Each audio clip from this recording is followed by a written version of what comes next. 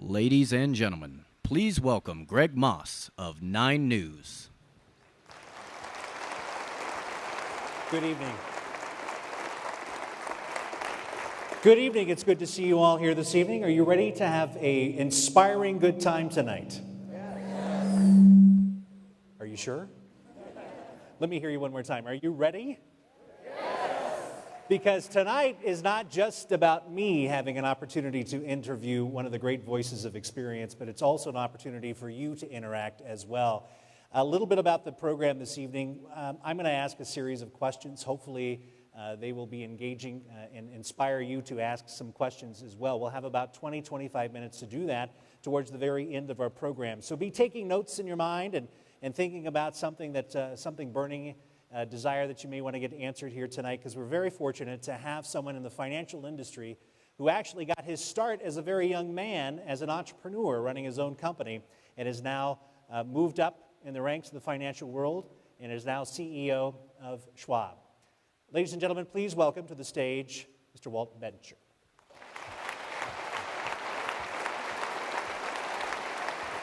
Thank you. Good to see you. Welcome, Walt. Home is right outside San Francisco, right? It is. I live in Menlo Park. And how do you like Colorado weather? This is springtime. It's going to snow tonight, by the way. I love Colorado weather. I landed. It was sunny. It was very windy. As we landed and we were walking off the plane, the pilot said, we ran into a lot of wind shear on the way down. I wasn't sure if we were going to make it. I turned to my friend I was traveling with, and I said to him, did he mean we weren't going to make it to this airport, or we weren't going to make it? So. Well, you made it. So welcome, and we appreciate it. I was just telling folks we were going to start a little bit with your background. You actually started, you grew up in a tiny farm community in Ohio. I did. And you had this entrepreneurial mindset from the very beginning. Talk just a little bit about that. Well, I don't know that I take credit for having an entrepreneurial mindset, but I had some opportunities that came along at a young age, and I was fortunate. I was also incredibly humbled by some of the experiences. I worked for a large insurance company for about a year and a half after I finished school. I finished school when I was 21, and after about 18 months, I thought, well, this doesn't seem that hard. I was working in the pension actuarial field. I said, I think I can even go out on my own and start a business and be successful. Not the best idea when you're 22, you look like you're 17, and you shave once a week whether you need to or not. But you were 22 years old. You started this company. It was called what, the Hampton Company? Well, I called it the Hampton Company because I was afraid if I called it the Bettinger Company, people would laugh me out of the door. What did you learn from that experience, though? You know, I think there were a couple things I learned. The first lesson I learned, which has been incredibly important, is the lesson of failure. I had experienced a fair amount of success in my life up to that point, whether it's academically or intercollegiate athletically, things of that nature, and I learned a lot about failure. I went out, I spent my life savings printing up a bunch of brochures, mailed out a couple thousand brochures after hand typing the addresses. We didn't have any word processor then, and waited for the phone to ring, and a couple weeks later the phone hadn't rung. So I started cold calling on companies, and I think I've been in every industrial park in the Midwest in my 1976 four-door Ford Maverick with a squeaky suspension. And they all look the same. They have about a 10 by 10 lobby with a white tile floor. There's a sliding glass window, and there was someone sitting on the other side of the window with an IBM Selectric slamming that thing in my face. But a year later, I had no clients and no revenue, and learned an awful lot of wonderful humility. So what'd you do? Well, again, I'm sort of slow to figure it out, but I finally figured out that what I was lacking was credibility. And so instead of continuing a cold call, I took time off from that, and I started studying to pass my actuarial exams. And I studied sort of 7 in the morning till 10 or 11 at night every day for the better part of a year, and then went and sat and passed a bunch of these exams, got a bunch of letters at the end of my name, and then I went and cold called on accounting firms and law firms who had these relationships with the businesses and said, I'll come to your office and do your continuing ed for your professionals for free. And it's, of course, expensive for you to send them off to what was Columbus, Ohio at the time, and I'll do it for free if you give me a chance to get in front of your professionals. And They agreed, and I started teaching continuing ed for them, and the referrals started pouring in, and eventually the firm became one of the largest of its type in the Midwest, and then Schwab acquired us in 95. 1995. So you now have one of the largest firms of its kind. 95, you go to work for Schwab. Yes. What was it like going from running your own company into this very large corporation? It wasn't as dramatic a change as some might feel. And the reason it wasn't that dramatic was the cultural issues were very consistent between Hampton and Schwab. And by cultural issues, I think there's two that really stood out to me. One was this philosophy, as simplistic as it may sound, that if you simply do the right thing by your clients, they're going to choose to do more business with you, and they're going to choose to refer clients to you. And that was completely consistent with what we tried to build at Hampton and what Schwab was about. The second thing that stood out to me was that it was a company that recognized that there's a difference between who we are and what we do. That we may operate as business people, but we're actually something very different than that. We're all people first. And I had some incredible firsthand experiences at Schwab that just drove home those points of we're more than just about the bottom line, we're more than just about business, that we value you as an individual and as a person. Those lessons, and you and I were talking backstage a little bit earlier, you took the reign as CEO in 2008, or was it around October? We timed it perfectly. It was 2 weeks after the trading in U.S. Treasury paper locked up. Yeah. So, yeah. So Chuck hands you the keys to the car and says, congratulations, let me know how that works out for you. But the cultural lessons and the leadership lessons that you learned all along the way are very simple. We were just talking about that. Yeah, they are. I think there's a couple of things that stand out to me. One of them, if I could, I'd actually like to roll the clock all the way back to my last year at Ohio University, because it had a big impact. I was at the end, spring quarter of my last year, I was in a course, I can't forget the numbers, it's called BA 470, Business Administration 470. It's a strategy class. And it's one of those classes where you're doing the case studies and memorizing formula and all those types of things. And it came down to the final exam. And I was a very good student in school. I was a 4-point student in school. And it got down to the final exam, and this was sort of my last class to cap off this academic level of success. And it was a night class. We met a couple times a week. And we went in for the final, and the professor handed out the paper. And it was one piece. It was one piece of paper. I thought, well, this can't possibly be. How can the whole final be in one piece of paper? And after he handed out the whole class, he said, "Okay, now turn it over." And I turned over, and the other side was blank too. And he said to me and to the entire class, "I've taught you everything I can teach you about business so far, except the most important message for you to take out."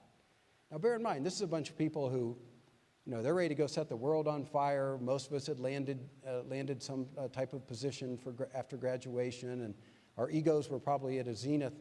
And he said, "What's the name of the lady who cleans this building?"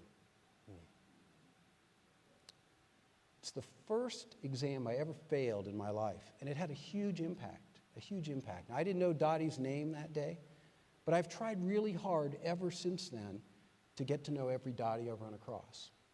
And I share that story because it really is. That's what business is. Business is about people, and it's about honoring everyone, not just those who can do something for us. And I think that philosophy is something that Chuck started 40 years ago, and a big part of my responsibility, whether it's in the middle of a financial crisis, prior to it, or subsequent to it, is to retain that type of philosophy and that type of culture as a firm. That's a big lesson. It was a big lesson. It was a humbling lesson. Other big lessons you learned along the way, you're right in the middle of the financial crisis. Yes. Let's back up just a little bit prior to that. I can only imagine that the analysts were lining up outside your door all the time saying, "Look, you guys are too darn conservative. You're leaving money on the table." We were talking about that too. What's the lesson there, and how did you resist that advice and temptation and the kind of the bashing you got in some of the financial media for it too? Yeah, those articles are out there, and they can be found. It's really interesting. I think and I'll go into a little bit more detail about it, but before I do, let me just maybe put the context around it. It's so important in business to know who you are, the recognition of who you are, what your strengths are, what your weaknesses are, and what you want to be. And at Schwab, what we want to be is a very, very conservative firm in terms of the way we operate and the way we manage, so that people know that their money is going to be there for them. Now, we want it to grow too, of course, but being there is even more important than the extent to which it grows. So now roll the clock back 2-3 years before the financial crisis. We have $2.25 approximately $1 trillion in client assets, and inside that is well over $100 billion in client cash. We make some of the money at Schwab by paying the clients yield on their cash that is generally tied to a short-term return because they can access that money whenever they want. And then we can invest it out a little bit longer term and capture a little bit of that spread, because not everybody's going to want their money at the same time, right, when you're dealing with over $100 billion in cash. The line of analysts that were at my door, or investment professionals or self-proclaimed experts, talking about how we were just too conservative was incredible prior to the crisis. They said, well, we've studied your balance sheet, Walt. You've got all this money in U.S. Treasuries. You've got all this money in U.S. agency-backed debt. If you'd only buy these collateralized mortgage obligations, or they weren't a dirty word then, but if you'll only buy these things, look how much more spread you can make. Look how much more profits, your stock will go up, your pay will, on and on and on and on. But we knew who we were. So this is not some compliment to myself or to our CFO or, frankly, even to Chuck. We knew who we were, and going off and investing in those types of things was not who we were, not who we wanted to be. Now, of course, we all know what happened. I don't call it the financial crisis, I call it the leadership crisis, but we all know what happened is those kind of investments blew up. They were based on sand. They weren't real. And, as a result, we went through the financial crisis unscathed and gained massive market share as a result. So, well, I got to ask you this too. Executive compensation, I want to just shift it just a little bit. Sure. So we've come out of the financial crisis. It's no secret, we can look up how much money you're making. It's a lot. Yeah.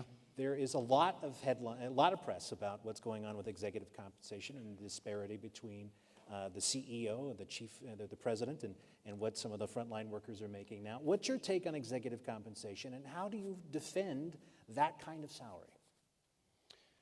Well, I think you got to look at it in two different ways. The first is you can't defend it. I don't even try to defend it. I can't defend a CEO making $10 or $12 million a year. I can't defend a professional athlete making $30 million a year, or an actor making $50 million, or a hedge fund manager making $300 million a year. I don't think you can defend it. I think that there are market forces in play there that are driving those numbers up. I don't know whether that's the right thing, but it is. Those are market forces. From a personal standpoint, I think about it very differently. My dad put 4 kids through college, never made more than maybe $21,000 a year. I'm astonished at the level at which I'm compensated. I've never asked for a raise in my career. I've never negotiated my pay. I don't have a contract with Schwab. In fact, I specifically don't want a contract. If I don't do my job well, the board should be able to fire me. And frankly, if I'm not comfortable with my performance, I should be able to leave. It's a very complex and difficult issue. I think what is the most important thing for people who are blessed enough to be in the position that my family and I am from a financial standpoint is that we recognize that with that goes enormous responsibility. Responsibility in terms of generosity, responsibility in terms of sharing in those financial rewards with others, and also an enormous responsibility of gratitude. There's no part of my job that is better than showing up at one of our service centers at midnight on a Saturday night with a box of donuts and thanking our people who are working that graveyard shift and serving our clients. I think that when people really get in trouble is when they begin to equate the number of zeros on their paycheck with how important that they see themselves. And there's no correlation between those two in my mind. You're kind of a rare breed. I've talked to a lot of, listen, really, I mean,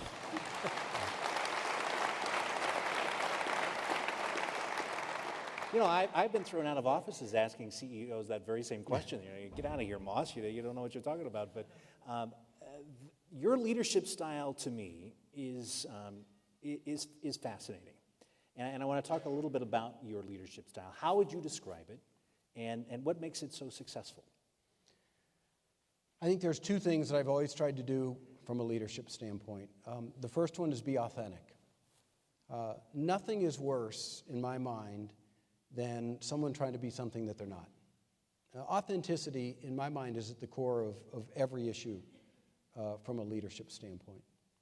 And the second thing is recognition that when you are entrusted with a leadership position, what you're really entrusted with is a responsibility to serve other people. That's really what leadership is. Leadership is not about, feathering your own nest or promoting your own self-worth. It really is about serving other people. I mean, think of the difference between management and leadership. So management is contractual, right? I mean, we all have managers. Greg's got a manager, I've got a manager, and that's a contractual relationship. When I go to work, within certain bounds, there are things that I have to do contractually for that manager, or I won't have a job. But leadership is something completely different. When I get in the car in the morning to drive into work and turn the key, I make a decision. I make a decision really in here. It's probably not in my brain. It's really in my heart. And that is, am I going to choose to follow someone? And what's unique about it is I don't have to tell them whether I decided yes or no. But I can assure everyone that the times in my career that I got in that car and turned the key and knew that the person I was going to work for, I really wanted to follow, I did the best work of my career. And the very few times in my career when my heart wasn't so sure that this was somebody that I felt worth following, I'm sure I did the worst work of my career. We need leaders who realize that their role is to help others, to serve others, to lift up others. That's why I say it wasn't a financial crisis, it was a leadership crisis that we had in 2008. Anyway, that's my philosophy, authenticity and serving others. Have you ever lied at work? It's such a funny question to get. Have you ever lied at work? My father, rest his soul, passed away in December of last year. One of the things that he said to me was, many things in this world are for sale, but reputations are not. Can't be bought and sold. You cannot buy and sell reputation. And based on that, the answer is no, absolutely not. I have never lied at work.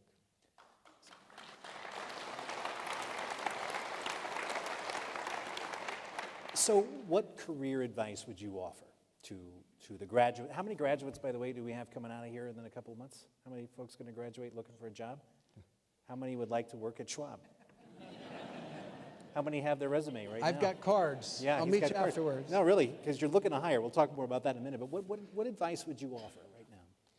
I think the single most important thing when someone is making a decision on where they're going to work is that they make sure that the cultural philosophies, the ethics of the firm that they consider going to work for match their own. They ought to be able to look at that company and say, if I was the CEO, I would do the same thing. Because life's too short. It's not about money, and it's not about title, and it's not about the path to promotions. All those things might be there, but if your personal values are inconsistent with where you work, you're going to be miserable. I mean, you may tolerate it because of the paycheck, but life's too short. You're going to be miserable. So I think the first thing is knowing who you are and what's important to you, and then looking to find a company where there is alignment between their values and your values. You've taken a great interest in Colorado. Yeah. Your workforce here is very strong, 2,000 plus. You're building a new campus now. I'll have you talk about how much you're spending on that campus. But Our shareholders Yeah, are oh, yeah, I'm sorry, spending. your shareholders. Our shareholders are spending about $250 million. That's a lot of commitment to Denver. It's a lot of money. That'll give you, if we were talking, I think earlier, it'll give you the opportunity to expand this workforce here to some 4,000 plus. Why such a great interest in Colorado? Well, Denver is just it's a fabulous city, right? I mean, it's an incredible place to live. It's an incredible place to work. You have a tremendous quality of life, whether it's the balance of climate, outdoor activities, cultural activities, cost of living, all those things sort of come together. And there's a wonderful population of financial services firms here in Denver too. So all those things come together and make it great. And my comment I have to make is, golly, let's keep it that way. You know, let's keep Colorado on a path that understands the importance of finding those compromise and middle grounds, whether it's politically or in terms of business support, because if that can be done, Colorado's going to have a great future. You love DU grads. Absolutely. I mean, this is your pitch to do a little recruiting. Hey, we love the DU grads. Okay. I love the ethics orientation of DU. It's such a huge part of education. It wasn't there when I was in school, but it's such a big part, I know, of what DU stands for. I know in the MBA programs, things of that nature. It should be maybe the first thing that we teach people in business, long before they get into the academic part and all that. And I know that's a big part of DU, and that makes it a perfect match for a company like Schwab. What's it like working for Chuck? I mean, what's it like taking over for Chuck? You know, Chuck's an icon, right? I mean, Chuck is an icon. The thing that is extraordinary about Chuck is Chuck knows every Dottie he's ever met in his life. And any of you who have met Chuck know that to be the case. When you sit down and you interact with Chuck, it wouldn't matter whether you're the largest client at Schwab or you don't have two nickels to rub together. He treats every person the exact same way. And, you know, when I took over responsibility as CEO, what I have an incredible debt of gratitude to Chuck is the way he did it. So for a period of time when I was president, before I was CEO, he would include me in every issue, every meeting, no matter how sensitive it was. After the meeting, we'd talk about it, and then he'd generally make the decision. And then we went through a little period as it got closer to being CEO where we'd talk about it, we'd debate it, and then we'd jointly make the decision. Sometimes it might be what he would have thought, sometimes what I would have thought. But after that date came, October 1st of 2008, we'd still talk about it, we'd still debate it. I mean, good grief, how lucky am I to have someone like Chuck Schwab to get counsel from whenever I need it. But he always said, and he stuck to it, Walt, it's your call. You decide. I trust you. Now, bear in mind, this is someone that's got an extraordinary level of their personal net worth tied up in the company. But he could let go while still always being there. I think that's so unique. And I think there's a lot of CEOs or former CEOs or chairmen who can't do that. And Chuck's been able to do that. It's just been a joy. I couldn't have imagined a better transition situation than what I've been blessed with working for Chuck. Has he been your biggest influence in business? I don't think there's any question. I mean, Chuck has an ability to just rip through issues. Some of you may have seen this. I wrote an article on it that was published on one of the social media channels not long ago. But a couple of years, maybe it was shortly before I became CEO, we were wrestling with this really big decision at Schwab. It had cannibalization aspects to it. It had competitive aspects to it. There were a series of different directions we could go. So we did the classic, don't take offense, we did the classic MBA analysis here. We had a great big deck. We had war game scenarios. We had if-then. Well, the competition will do this, then this will be our reaction. And we had this great big thing all laid out. And I sat down in Chuck's office with him to go through that analysis. And Chuck, he's an incredible gentleman. And he sat there, and I got a couple of pages into this, 120-page PowerPoint deck. And he couldn't take it anymore, and he stopped me, as gentlemanly as anyone could do it. And he said, Walt, let me ask you a question. Forget what the competition will do. Forget all the other things. which one of these choices is going to make our client say, that's the kind of company I want to do business with? I said, well, obviously it's, whatever, A. We don't need to talk anymore. Go do it. That ability to take such a complex issue and break it down to its simplest component, if you have a long-term view, you can be successful by simply doing the right thing. I mean, what better business lesson is there than that? And that's what we did, and although I won't specifically identify what the decision was, it's contributed, again, to the enormous market share that we've taken in the last handful of years. Oh, you can tell us. It's okay. No, I won't. What's been the most tense moment in your business career? Oh, that's easy. That 12 months into starting Hampton, having no clients and no revenue, and still having that squeaky suspension in my 76 Maverick. That was, you doubt yourself, right? I mean, you doubt yourself. When you stare at failure, it's easy to talk about now because I know what ended up happening. But at that time, you don't know. I didn't know. I had no idea what was going to happen. I didn't know if the next day, the landlord was going to throw me out. I had no idea. But out of failure, such great lessons. Yeah, but how do you get through that? I mean, what's the tipping point? I think more than anything else when I try to, and this is 30 years ago, so I'm working hard to try to remember it all, but I think at that point in time, there really was a drive around fear of failure that motivated me at that time. I didn't want to fail. I knew I was failing, but I didn't want to actually be a failure. I didn't want to not be able to make it work. And so, you start trying different things and going down different paths. And, I had some people along the way that were just so supportive of me and told me, you can do it, stick with it, you can figure it out, don't quit, don't give up. I mean, having support of people like that during those difficult times probably also helped push me to this, I won't fail, and people will encourage me not to. You have a lot of drive. You have a lot of commitment. You've worked very hard.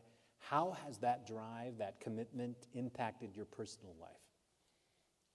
Well, it's had a huge impact. In my 20s and in my early 30s, I was just completely out of balance with work. I worked way too much. It was certainly a contributing factor in costing me my first marriage.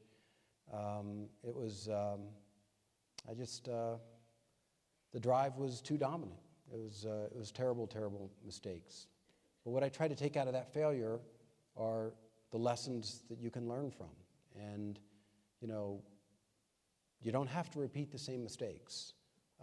So whether it was, raising my 3 older children, being, deeply involved with them, having them live with me, I have a son who plays college basketball and played varsity high school from his freshman year on, played scholarship college basketball. I've probably missed 10 of his games since he was a freshman in high school. I mean, you make decisions as to where your priorities are. But that loss of my marriage had a big impact on me.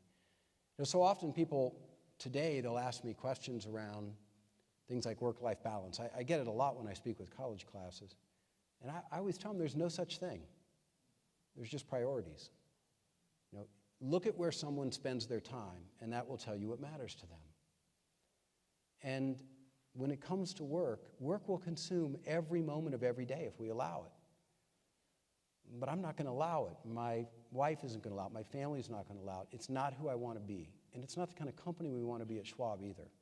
We're not going to be and aren't the kind of company that demands that of people. But the lessons learned, I wish there was a way to have learned those lessons without the pain that created, not just in my life, but in other people's lives. But unfortunately, that's probably one of those lessons you have to experience to learn. What's your most hated business phrase? Oh, gosh, that's easy. Right sizing. Let me share why. Right sizing is just an awful word. You're not right-sizing something. What you're doing is you're letting people go generally who have done great work for your clients, dedicated themselves, served others, and you simply have too many of them and you have to let them go and they don't have a job anymore. To use ridiculous words like right-sizing to try to soften that, I think is wrong. You let people go, you lay them off, you don't right-size them. These are human beings we're talking about. That word drives me crazy.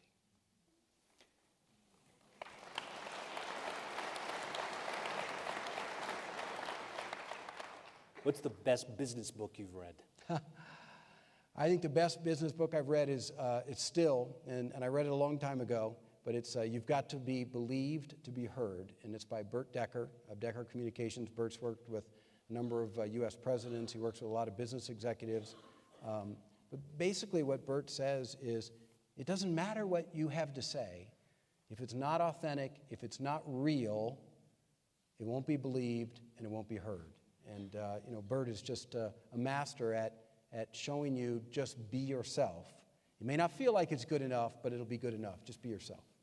How do you want to be remembered? Well, how I really want to be remembered is from a personal standpoint. A faithful husband, a gentle father, loving son, loyal friend. Those are the things that really matter. That's how I really want to be remembered. From a business standpoint,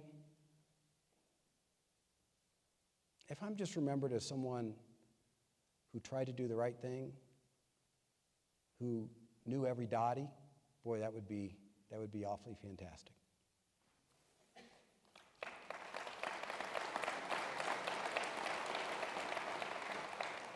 Let's move back in. I'm not going to ask you have you lied anymore, but I do want to get back into the business world for just a minute. Right after the financial crisis, you made it very clear, actually not that long ago, too, as we were coming out of it, you made it clear to the financial press in some interviews that people were not pouring back into equities. Yes. And they may not be pouring back into equities as perhaps we've seen in the past. Why is that? So it's interesting the way that I answered that question, the way it sort of got picked up in the press. What I really was saying is our clients never came out. They didn't jump out of equities, so therefore they weren't really pouring back in. I mean, there's clearly an ebb and flow, right? You had a little bit of movement out, and you've had a little bit of movement in here in the last 3 or 4 months. But at Schwab, what we've always tried to advise our clients is, you can't time the market. You can't guess the market. Nobody can do that. Believe me, if they could, they wouldn't tell you. They're not going to sell it to you for 1% a year or a cost of a newsletter or something like that. Let's stop kidding ourselves. Nobody can do it. My best advice is, the more certain a person sounds telling you that they can tell you what the market's going to do, the faster and further you should be running away. But what we try to tell our clients is, set a long-term strategy, build a long-term plan, and stick with it. And therefore, when the market goes down, you don't get all worked up and worry about it. You've got a plan. And when the market goes up, you're happy, but you're not sitting around worrying, oh gosh, when's it going to go down? When are we going to get a correction? Have a long-term plan and stay with it. And as a result, our clients' equity percent trends has been fairly constant, pre-crisis, through the crisis, and through today. But is some of it, Walt, actually a trust issue as well? I mean, do people trust not only you, but the entire financial industry as much as we did before? Oh, I mean, the financial services industry has done a masterful job of lowering our trust level to, I believe we're maybe 1 step below used car. I'm not quite sure. Maybe. But you're not lower than media. Just want you to know. Still That's winning the truth. We're still winning the media You're still trust in the war. media trust war. I don't know if we should high five or not. That's all right. You keep going, buddy. Keep going. Here's the problem, I think, and try to put it in a straightforward manner around financial services. Most financial services business models are designed in such a way, I shouldn't say most, too many are designed in such a way that the more the consumer does something that's bad for them, the better the profits are for the financial services company. And that's just wrong. If that's the way a company has to make money, that is the definition of what I call bad profits, stealing a term from Fred Reichheld at Bain. That's just bad profits. You need to walk away from bad profits. And if you can make money while the client is doing what is in their best interest, That's a great business model. And the companies, many of them, that got into huge trouble during the leadership crisis or financial crisis, many of them had business models based on that, right? I mean, swipe that debit card when you don't have enough money to pay for that Starbucks. We'd love to have your $20 penalty fee. Take out that adjustable rate mortgage when you know the first time that teaser rate resets, you're not going to be able to make the payment, but we'll let somebody else worry about that. Or the insurance company that creates 5 different flavors of an annuity product with a different level of commission and fees in each one, and the broker can pick which one to sell to, the less suspecting the client is, you sell them the worst one. That stuff's just wrong. That stuff needs to be rooted out and eliminated from financial services. The challenge is when you build your business on that, it's hard to walk away. And to that, I give enormous credit to Chuck and Larry Stupsky and Dave Potrick and others who went before me at Schwab to say, we're not going to build a company based on those kinds of bad profits. I mean, that's really what creates the mistrust. People doing things that they know aren't right and doing them anyway because they want the short-term profit. Headlines from the past 48 hours started on Sunday, 60 Minutes piece. Yep. You've been very vocal about this for a long time, you and Chuck both, but it's getting a lot more headlines right now. The market is rigged is a lot of the headlines that have come out. We're talking fast trading. It has undermined some of the confidence of a lot of people and continues to impact the industry as a whole. So what's your take on that? Well, high-frequency trading is wrong. It's just wrong. Chuck and I wrote an op-ed on it last summer. It was in the Wall Street Journal, I think in July, back before anybody really wanted to talk about it. Now it's all in the news with Michael Lewis's book, Flash Boys, and the 60 Minutes segment last Sunday. But it's wrong.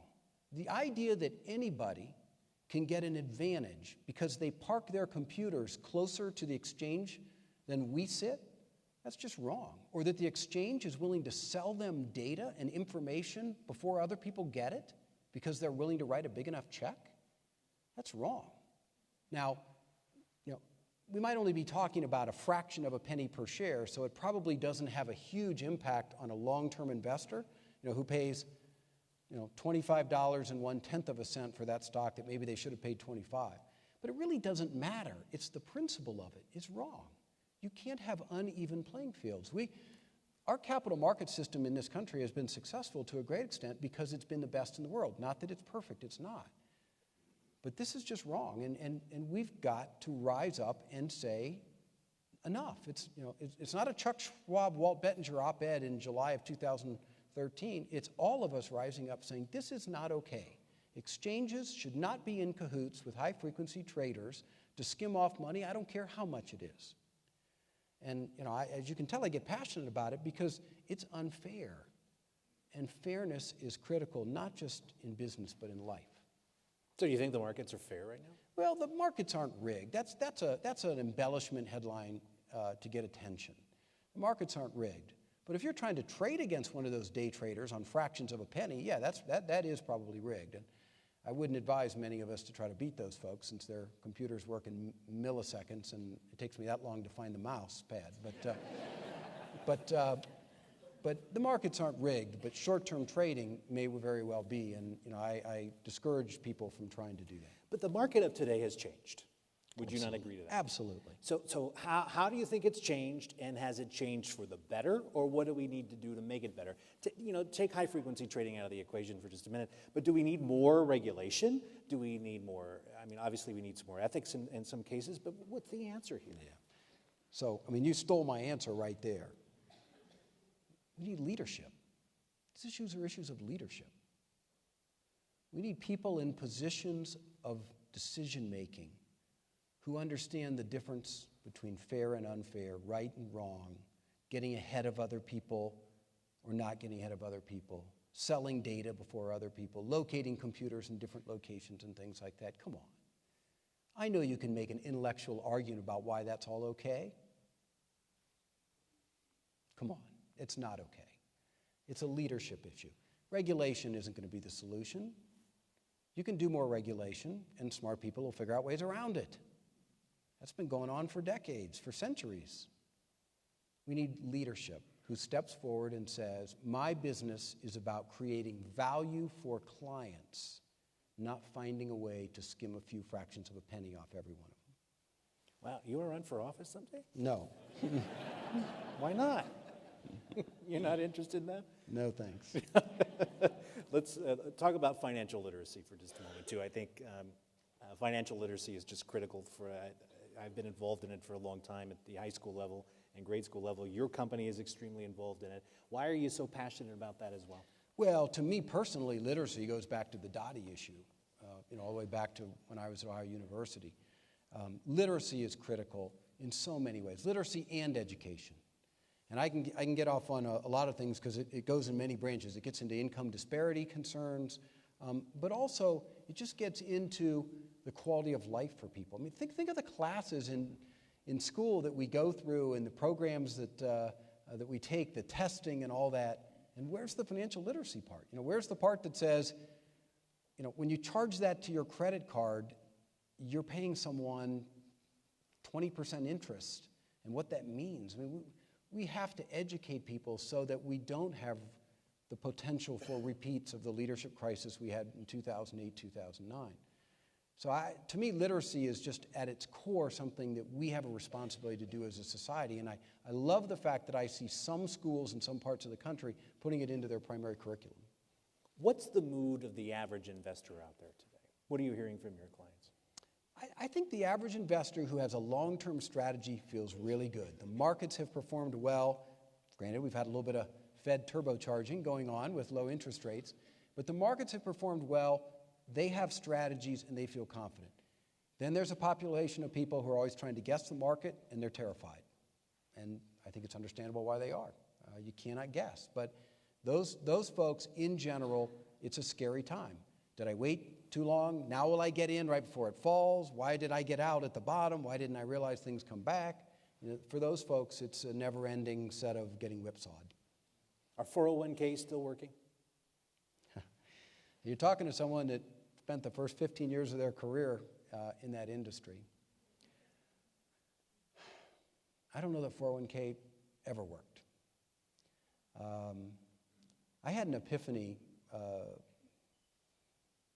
handful of years ago, probably 6, 7 years ago. I had gone to this big, fancy dinner engagement in New York City, and they'd given me this fancy crystal trophy for lifetime contributions to the retirement security of working Americans.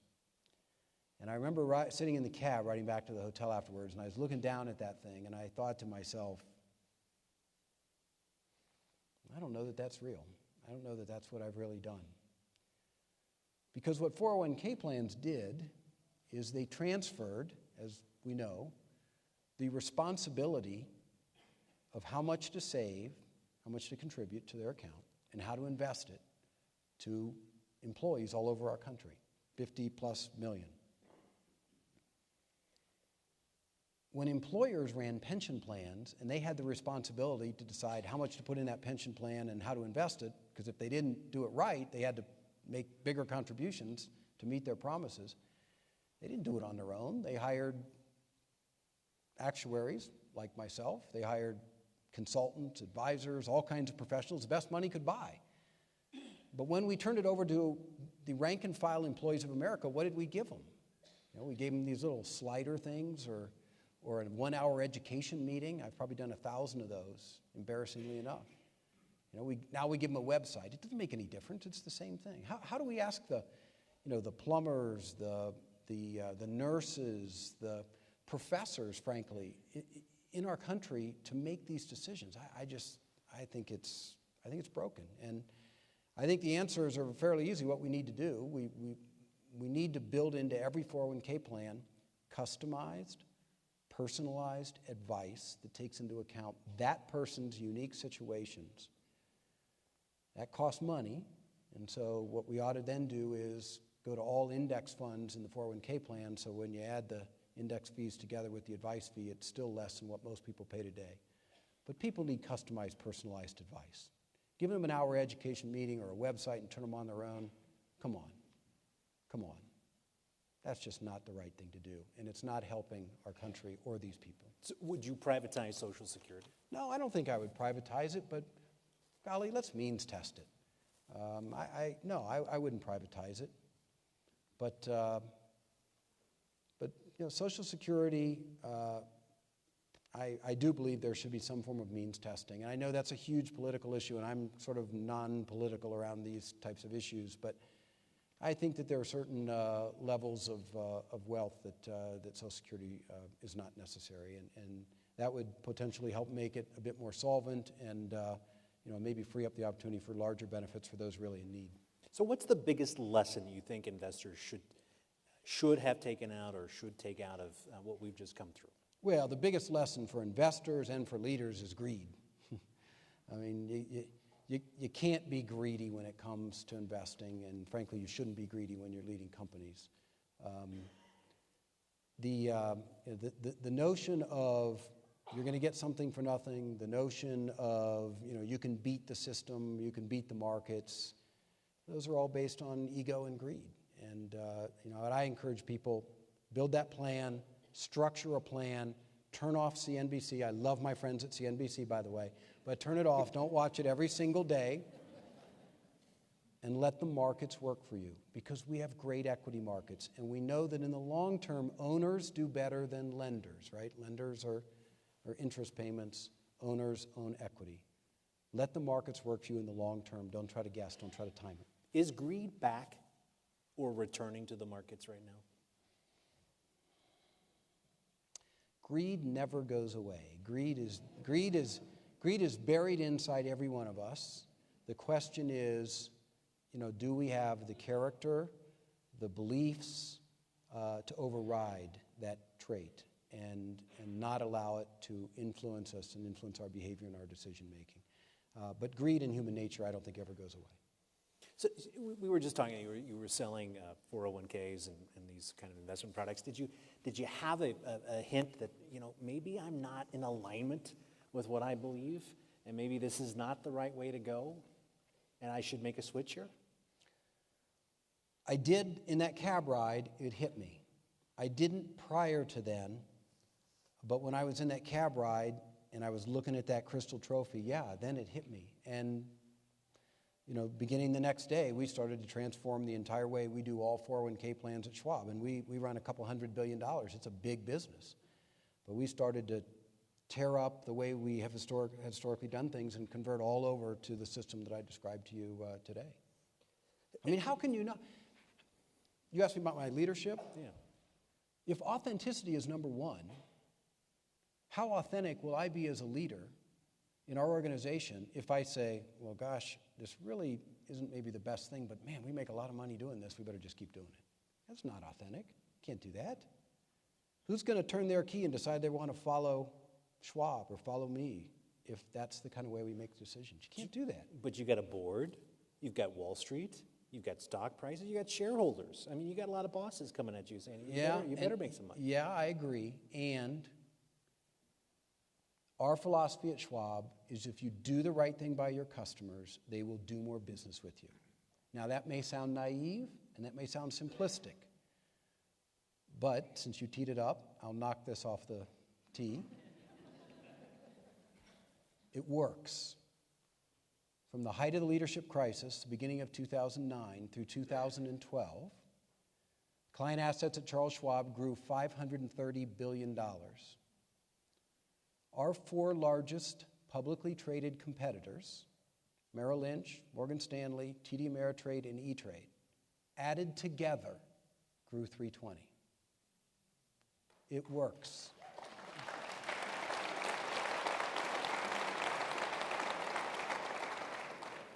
Maybe not always in the short run like that, but it'll always work in the long run, and we run our company for the long run.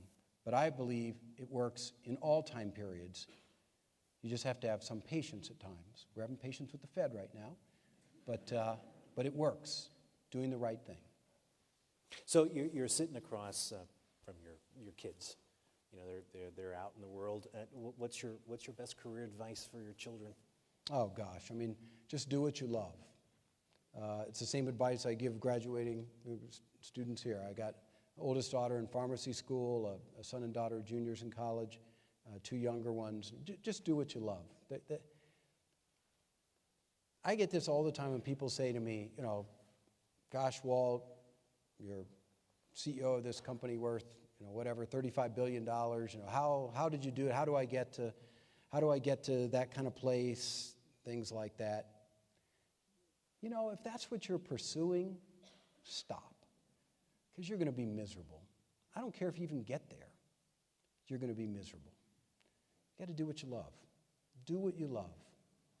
You'll do it better. You'll be happier. And if some of those other things come to pass, great. If they don't, great. You're still happy. So every one of my kids, same thing. Just do what you love. Life's too short. You love what you do? I love what I do. I love, even more than what I do, I love the way our board and Chuck, my leaders, let us do it. Awesome. Walt Bedger.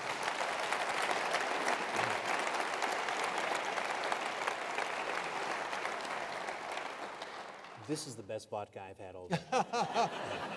Just kidding. All right, let's raise the lights and let's get some questions from our audience now. You ready for that? Don't be scared. You've got to do the heavy lifting from here on out. So this is how this will run for the next 20 minutes or so. We would ask that you raise your hand high so the folks with our microphones, not only down here but up in the upper levels too, give you an opportunity. If you would please stand. We'll start down here with you. Just tell us your first name and address your question. My first name's Asa. You addressed ethics. And I believe that most people actually know the right thing to do. The challenge is when the pressure's on, when the loss will be great, when the career will be lost. How do you manage to hold to those ethics under those circumstances? And I want to take that a little further. For you, and your focus on ethics, what's the underpinning? What gives them the strength?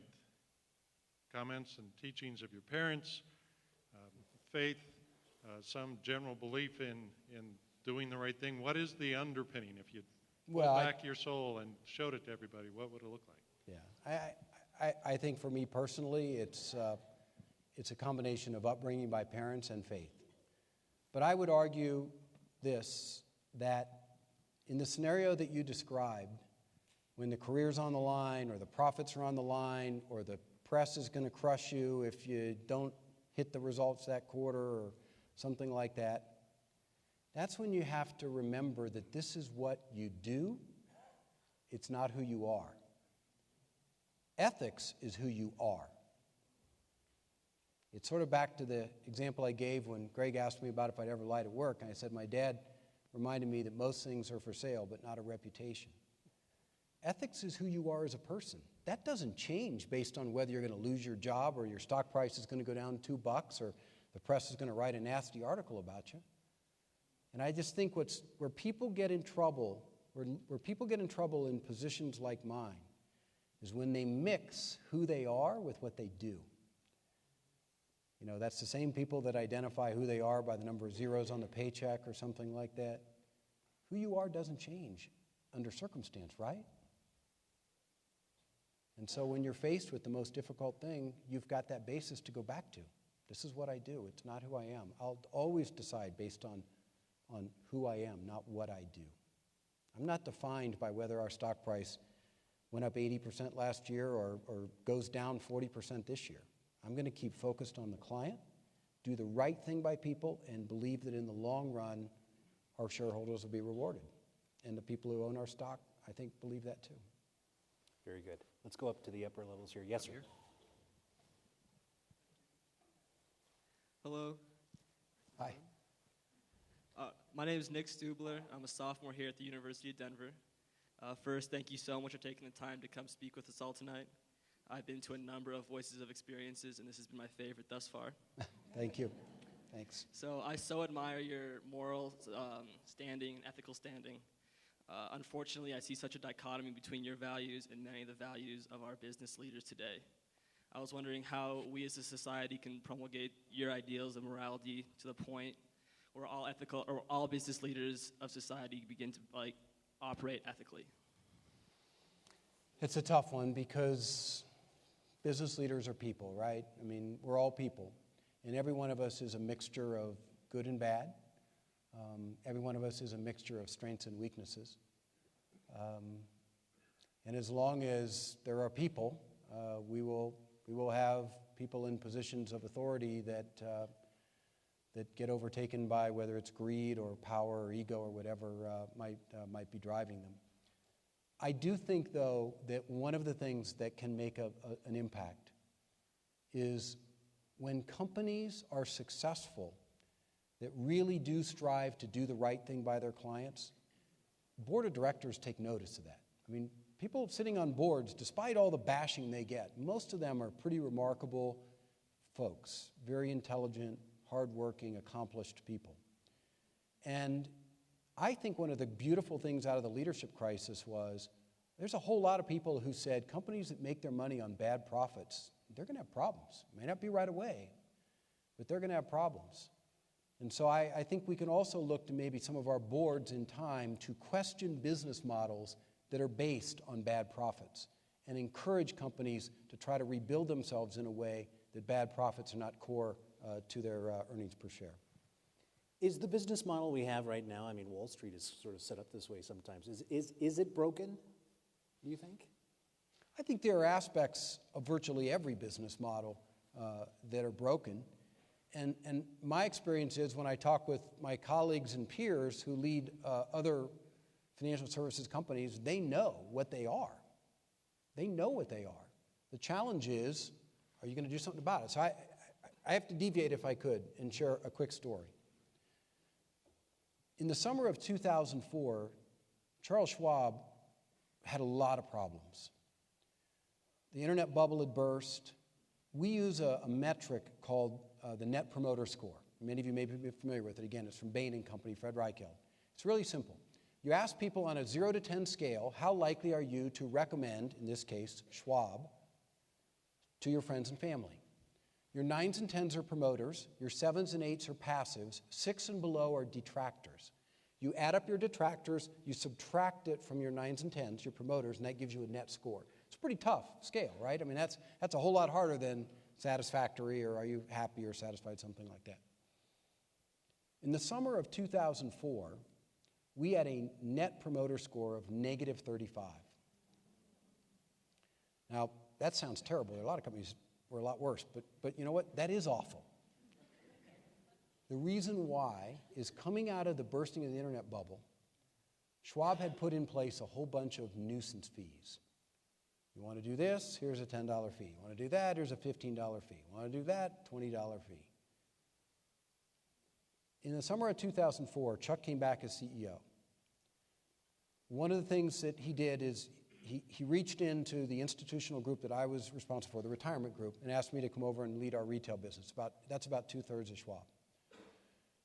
One of the first things that we did was we eliminated every single nuisance fee we had, just wiped them out. Now, our revenue went down $1 billion. Our stock price went down. But what we did is we began turning around the company by walking away from those bad profits with a belief that it would work, it would pay off. And it did. Today, our net promoter score ranges between 50 and 60, positive. Fred Reichheld calls it one of the greatest turnarounds in the history of American business. We don't make any bad profits anymore. We don't have any nuisance fees. We had to re-earn our way back that revenue stream with new clients and clients choosing to do more business with us. But it works. You just got to have the courage to do it. Now, the great thing is at Schwab is we had a founder with a huge amount of stock in Chuck and a board of directors that had a long-term view and said, you know what, this is the right thing to do. Go ahead and do it. I'll take the pain. Shareholders that wanted to jump out, jumped out. Shareholders that believed in us, jumped in. But it can be done. You just have to be willing to take that tough stance. And you know, we did it. It works. It hurt. And I got chewed up and spit out a bit by some of the press. But it works. I'm not saying to ignore the press. Yeah, I was going to say, you like the press or what? Okay, maybe I am a little. Yeah, a little. All right. Let's get another question down here. Yes, sir. Hello. My name is Hitesh. I'm an executive MBA grad from here. I did. Thank you for your insights. You are a highly regulated industry. Yes. I like your do it right by the customer mantra, if you say. How difficult is it for you to work with Washington because they are reactionary to everything that happens? And do it right by the population is not on their radar.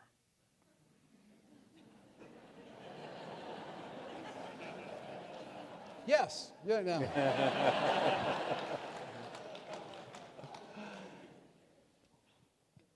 I'm going to do my best to answer that authentically. Our regulators have a job to do, and I have enormous respect for them. It's a hard job. And coming out of Dodd-Frank, they were asked to do a whole bunch of things that are really, really hard, and they're probably not prepared, trained, or equipped to do. But they're working awfully hard to try to do it. You know, I think from a regulatory standpoint, this gets right back to that business model issue. If you have a business model that Dodd-Frank attacks, or you have a business model that the Consumer Financial Protection Board is going to have a big impact on, I don't have a lot of sympathy for you. I don't think you should have those kind of business models. You know, in terms of Washington, I spend time in Washington. Most of the people I run across in Washington, vast majority want to do the right thing. They may have different views on how to do it, but they're fundamentally good people that want to do the right thing. And I think they want to put pressure on businesses that behave in such a way that the regulations and the law changes over the last handful of years are coming after. I think it's a good thing. I think it's a really good thing. Good. Another question? Up here? Yes, right up here, and then we'll try to get somebody over here to you. Yes. My name is Chris. I'm a Master's of Accountancy student, and Mr. Bediger, thank you for coming. I assume it's safe to assume that you have seen both good and bad managers and good and bad leaders in your career. So for everyone in this room that is doing what they love or going to be doing what they love, what is your advice when you encounter someone above you that is a bad leader or a bad manager? Or in other words, stay and fight or take your goods somewhere else? Good question. That is a really insightful question, yes. So I haven't had that experience a lot in my career. When I have, what I have done is tried to have a really honest and direct conversation with that person, asking them to explain to me some of their views or their thoughts or the way they operate. In my experience, when I've had that type of conversation, usually the person didn't even realize to a great extent some of the things that they were doing. I think you got to stay and fight, but you got to fight in an honorable way. You got to be open. You got to be vulnerable yourself, right? I mean, key to being a leader is a willingness to be vulnerable. So I think you have to demonstrate vulnerability to that person first before you can ask them to honestly share with you their vulnerabilities and maybe areas that they might want to think about doing things differently. And then you gotta give them time. You gotta have a belief in them and support them. I suppose, if all that fails, there's really not a whole lot of choices left other than depart. But I'm just a huge optimist and believer in the good of people, and if you're willing to expose yourself and be vulnerable, that most people are in turn, and you might be able to make some progress together.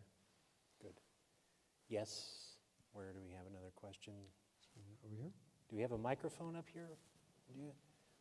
We'll get you a microphone here in just a second. And then let's, where's another one down here? Oh, you're right. Sorry, I can't see. Yes. Hi, my name's Brian. I'm a prospective student for the MBA program. Yes. And I'm wondering if you go back to your 2004 example, if the board was the same in both cases, how did you get in the situation where you had so many nickel and dime fees?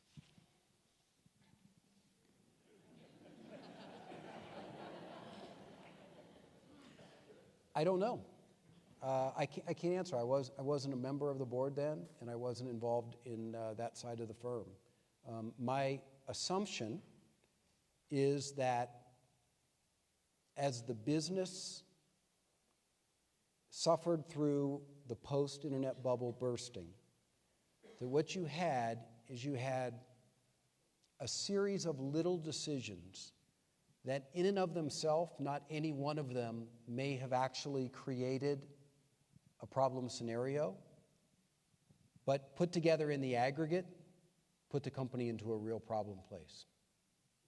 I mean, if I think I'm just guessing now, but when I think in my life of some of the big mistakes that I've made, many of them happened out of a little decision, and then another little decision, and another little decision, and it's only when they all got rolled together that it really became a problem. And my suspicion is that's what happened. One of the things that we did in 2004, there are two big things that we did around that time frame. One is we made a very clear strategy, and it's still the strategy of our company today. It's very simple, 3 words, through clients' eyes. And what that meant was every single time we would be faced with a decision, we were going to look at it through the eyes of our client. And if it was something that would make the client more likely to be a promoter, a 9 or 10, we would do it. If more likely to be a detractor, 6 or below, we wouldn't. The second thing we did is we put together a series of guiding principles. And what those guiding principles did is they laid out a whole set of very clear, simple statements, making clear to all of our people that we would never again do what happened then. Because our people needed to believe that this wasn't just words, that we were going to actually take the pain, wipe out these bad profits, these nuisance fees, and start afresh. And the guiding principles, by putting them in writing, set down in a concrete way that our employees, who we'd put in a terrible spot, having bad, difficult conversations with our clients, would never have to put up with that again. So, I mean, I think there are things you do to recover, but it's hard for me to know exactly how you got there. But my guess is a series of little decisions. That's a big culture change, though, for a lot of companies. And you can understand in big, huge corporations, this happens all the time. Anybody fly lately? Bad profits? How long before we're slipping a silver dollar in the stall to go to the bathroom? I mean, we can go on and on about bad profits, right? They are so intoxicating. Bad profits are like a drug, right? I mean, it feels good. It's like a drug. It feels good. You make more money. Nobody really cares when you stick the first one in or maybe the second one. By the third one, you start to get problems. Pretty soon, your whole business is based on bad profits from people. Good. All right. Do we have a microphone up here? I can't see very well, so somebody have to raise their hand. Yes. Back here. Go for it.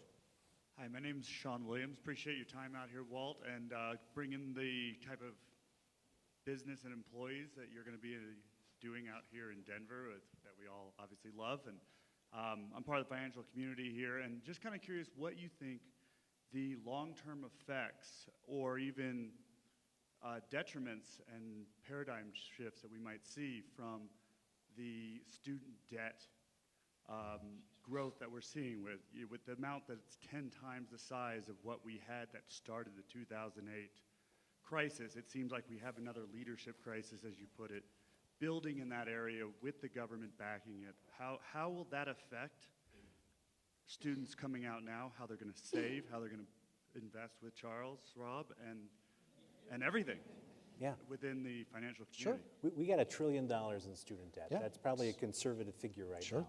And growing. And growing, and a lot of, some of it being taken out for reasons other than going to school because of the challenges that we have in our economy. I wish I did. I don't have any great solutions there. It's clearly going to put a drag on students' standard of living for the foreseeable future. I think the bigger and longer term issue is institutions of higher learning have to figure out better business models. And I think many of them are.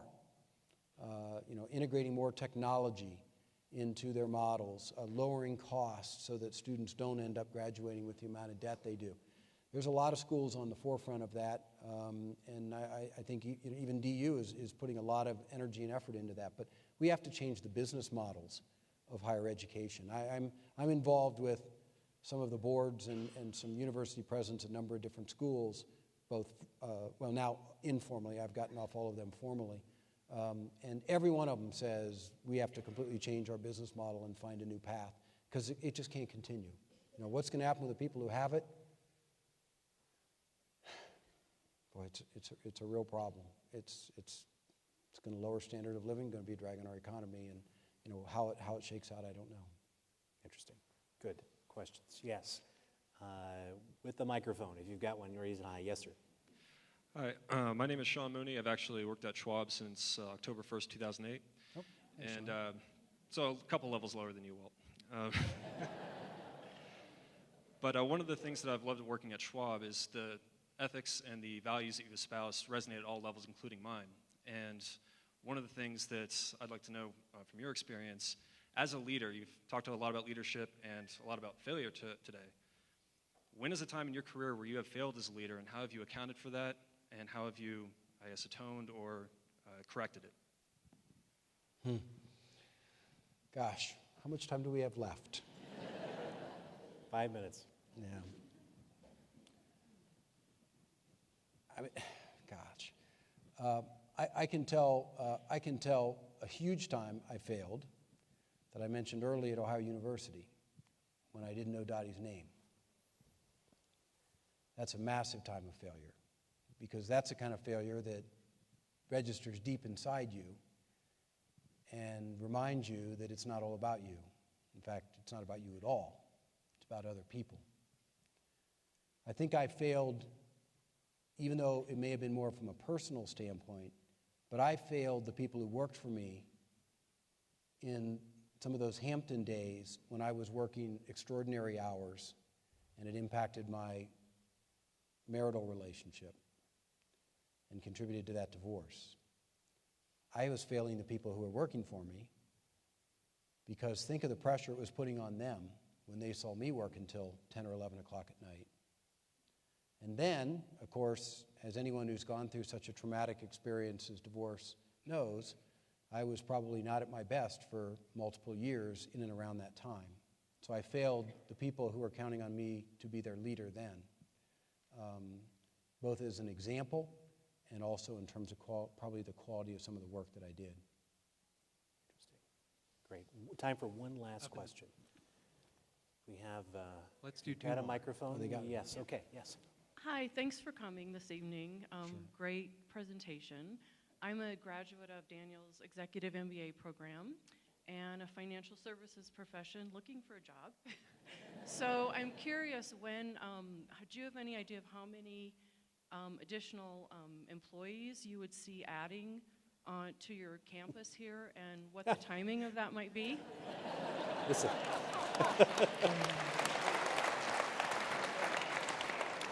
I'm laughing because I asked that same question before we came out here. And what did he tell me? There's one or two politicians that want me to answer that same question. I can't, but what I can say is we'll be adding hundreds and hundreds of jobs. And if you go out to, I believe, aboutschwab.com/careers or something like that, I don't know exactly, but it's something like that. We have hundreds of open positions also. So we are hiring, we are growing. We added $140 billion in net new client money last year. No diversified financial services firm is growing like Charles Schwab is in the country. So we have hundreds of open jobs right now, and I encourage you to go out and look at those if your values align with our values. Well, here's my resume. And here's my vodka. I'm giving it up tonight. I don't drink. It's not going to work. I don't either. Listen, I've really enjoyed this. Thank you, Greg. I enjoyed it too. You're a good man. Thank you. Give it up. Well, enjoyed it.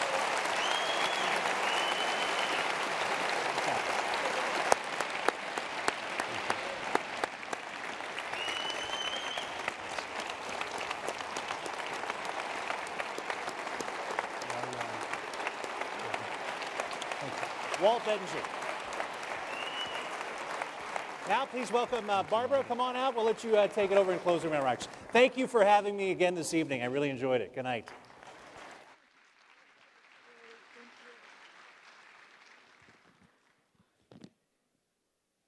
Off stage, it sounded like the last question had to do with job opportunities with Schwab. And I have been reminded to tell all of you that some of their representatives are going to be on the mezzanine for a recruiting kind of get-together this evening. So feel free to go out there and take your resumes. I'd like to thank the people from Schwab for being here this evening. I'm Barbara Kreisman. I'm Associate Dean of the Daniels College of Business. And about 18 months ago, we had the pleasure of meeting with the local leadership of Schwab. And I think everybody in that meeting realized by the end of it, the alignment of our values, they as a company and we as an institution of higher education. And since then, they've become a quintessential corporate partner of the Daniels College of Business. And that means that they hire our students, they provide internships for our undergraduates. We have 18 of their employees known as Schwabies. You've got to like the company if they call themselves Schwabies. That's a good name. In our high performance leadership program currently, and we have 3 individuals in our executive MBA. That's what we like to experience through our corporate partnerships. Tonight I want to thank also the sponsors of our Voices of Experience. We have one more left for this season, and that's on May 7th with Jim Lentz, CEO of Toyota North America. And tonight's sponsors are U.S. Bank, Grant Thornton, First Bank, CoBank, Financial Executives International, the Daniels College of Business Executive MBA program, and Enterprise Holdings. Thank you.